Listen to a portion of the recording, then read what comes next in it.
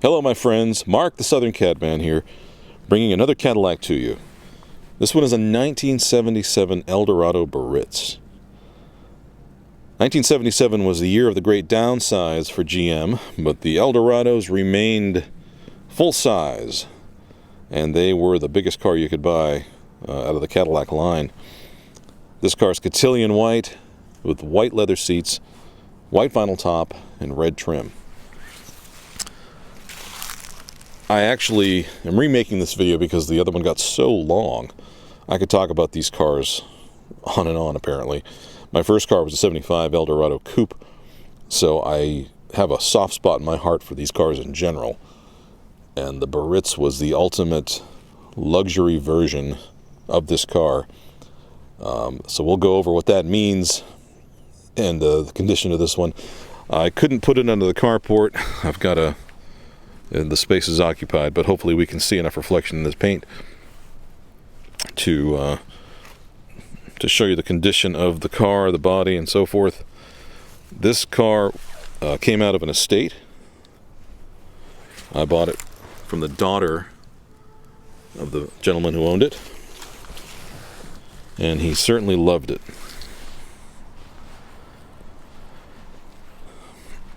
He had it cosmetically restored or freshened up at some point,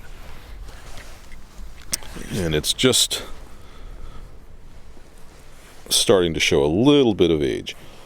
I would guess that the restoration paint job and so forth was probably done 20 years ago maybe, but hopefully we can see the condition of everything here, even though we're out in the open. The sheet metal is nice and straight on the car. The fillers have all been replaced. It's a nice base coat, clear coat job that was done, and it looks very nice. In fact, you could probably even take a wet sand and a buff and be even slicker than it is. The chrome is nice.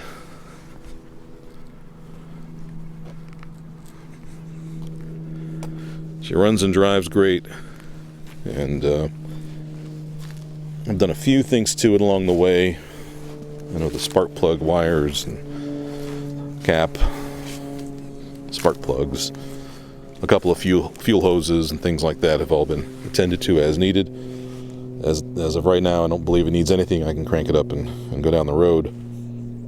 But these cars were so interesting. They started disappearing very early on in their history, and what I mean by that is you have to understand the time. So cars from the 70s and 80s weren't kept for long, and a car like this went out of style very, very quickly as the overall general trend of cars changed. As I mentioned, the downsizing of GM's cars, and really all cars in the US. So the Eldorado was downsized in '79, and this thing really became, in people's mind, obsolete. And as repair costs crept up, people just gave up on these cars. And I'll give you one specific example that hit home with me. So these cars being front-wheel drive and sharing the basic same platform as all these Eldorados from '67 to '78, when they got 100 or so thousand miles on them, the front ends would start going out. And unlike today, where you can buy an entire rebuilt half shaft for maybe $100, $129, back then, your mechanic had to rebuild each joint individually. So he was doing it in-house. And so I had to have that done to mine. And if I were to do all of the joints, the quote would have been about $1,200. In 1987 dollars. So think $3,500 or something like that today, which would be outlandish for a car back at that time that was worth, even in good condition, maybe a couple thousand. So the economics of it just didn't make sense, and those cars bit the dust. Fortunately, I was able to just do one or two of the joints on my car and keep it going. But now, the half shafts are cheap. You do them all at once. You don't even think about rebuilding an individual joint. It doesn't even make sense. But that and the fact that they aesthetically and from a stylistic standpoint, they become obsolete. And older cars back in those days were an embarrassment. You just didn't drive them. It's hard to imagine that now, but back then, after 10 or so years, the car was obsolete. So, in fact, I paid $100 for my car, and it was a friendly deal, but still, that you could buy cheap cars back then. But here we are today, and so this car does need an explanation, right? But it's in remarkably good condition for what it is. These cars, generally speaking, didn't hold up that well. And this one's got nice sheet metal, as I say. I'll just go over the car a little closer here. There's a tiny ping right there. You can see in certain lighting. Some of the pinstriping is starting to deteriorate a little bit. But I'll give them credit. They redid the custom pinstripe that it was designed for the Biarritz on this repaint, so it does look good. One little oddity is the door handles. Let me know in the comments section if you can recognize this, but it's not the original door handles they put on this car for some reason. It's got this padded top, which is original, and it's starting to show a little wear and recession. Here you can see it receding from the band and a couple other places along the way. Across the middle, in fact, you can see here where it was taped off, and this middle panel looks like it was repaired. But again, the fillers were redone, and the fit and finish is very nice on those. One of the things these cars and all the 70s Cadillacs were notorious for was rust around this top.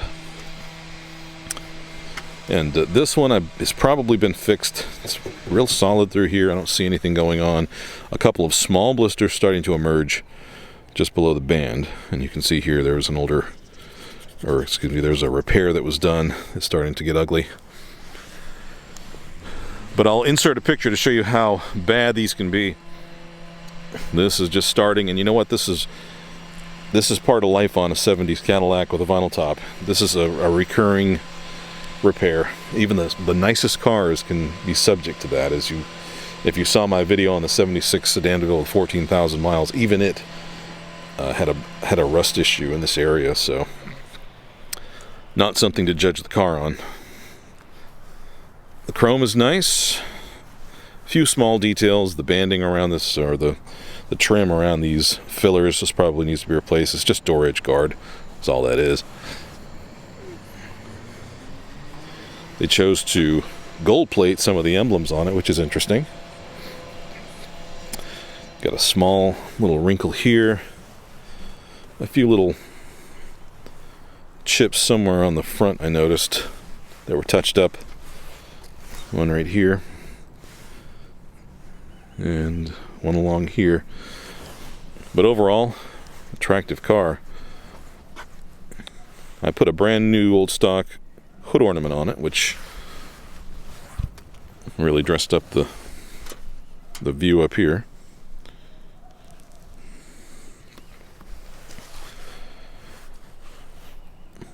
But the car has the 425 engine, which runs well. And it's a lot of bang for the buck.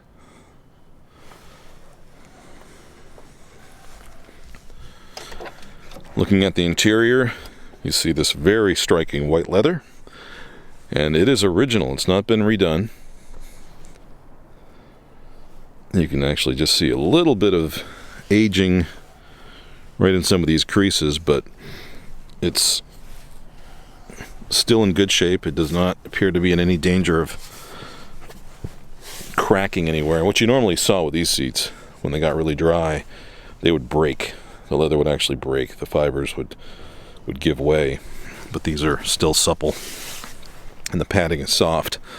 Back seats the same way. Really nice shape. Everything looks good along here. There's been some restoration work done on the door panels, and interestingly they leather wrapped this steering wheel, which is quite impressive because they did it in the style of the factory wraps. So I'm assuming they saved the wood grain on the wheel, I can feel that it's still there. Between that, this piece of wood being present on the wheel, the fact that the dash isn't cracked, just the overall condition of the interior would make a good case that 70,000 is correct. All these vents are intact and they're actually still tight. Has the factory radio with the CB, which is pretty cool. The original headliner is intact, which is the white perforated vinyl. And these seats are quite an experience.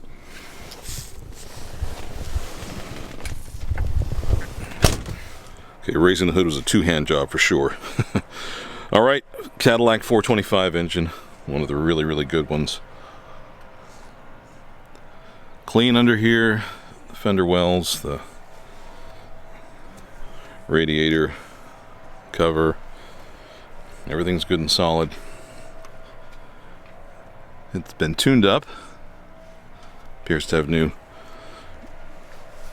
plugs, new wires. The air conditioning was cold when I drove it in the summer, and everything is as it should be under here. The hood insulation is intact, and you can see under the hood, under this lip, it's all good and solid. And I've been taking that less and less for granted as I've seen more and more of these 70s cars start to go downhill very fast. That would probably be the answer for that. You can see the hood hinges are in good condition. They hold the hood up nicely and they shut down nice and smooth and even. Again, another thing that I've taken less and less for granted as time has gone on. You can see all of the color keyed hubcaps look very nice. They've been repainted. Flip open style key cover. It looks to me like it's been replaced with a newer one from a Brougham or something, I guess because of the gold. But have a look at that trunk. They did a great job redoing the trunk liner.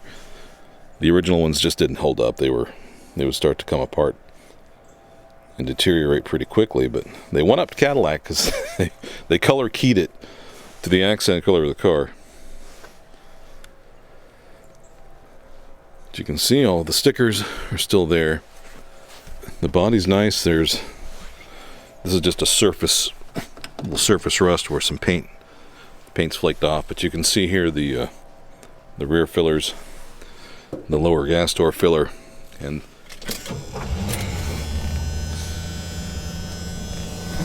so the best thing about an Eldorado like this, of course, is the driving experience. I've talked about how you sink right into the seats. It's quite notable. The hood is enormous. Thankfully, since my first car was one of these, I got used to big cars quickly. But look at the view out that hood. Those raised fenders just point you straight down the road. That gorgeous new old stock hood ornament leading the way. And this car just sort of floats. It's a cliche, but these Eldorados actually rode on torso elastic suspension, so they had a different feel from regular coil spring cars. It does have a new exhaust system, I failed to mention. Catalytic converter back, I had all of that replaced. Although at an idle, you can sometimes hear some rattling. I think maybe the catalytic converter is starting to get a little weak, so just something to consider. Take it easy here with the pedestrians. This car has four-wheel disc brakes and Hydro Boost braking. All of that works well. And the 425 is nice and torquey. Gets you up to speed just fine. It's not a slouch at all. But these cars are a lot of fun to drive. They're a lot of fun to cruise out in the country. A lot of fun to talk about. You're going to get a lot of attention. You're just not going to see a lot of this sort of thing on the road anymore. And if you're going to have one, hey, if you're going to have one of the most ostentatious cars of the 70s, you might as well have a nice, bright, cheery interior to go with it. With this red and white is really fun. But if you're interested in this, give me a call, 919-948-5980. I'm going to put an attractive price on this one.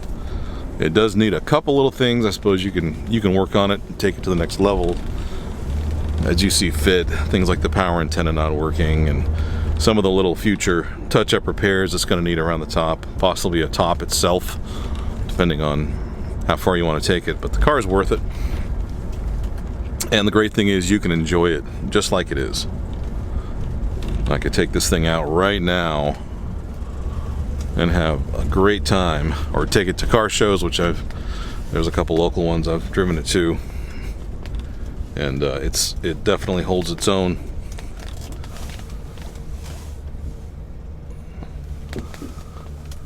So 919-948-5980. My name is Mark. I am the Southern Cad Man. Price on this beauty, $99.50. $99.50. A lot of bang for the buck. Give me a call, 919-948-5980.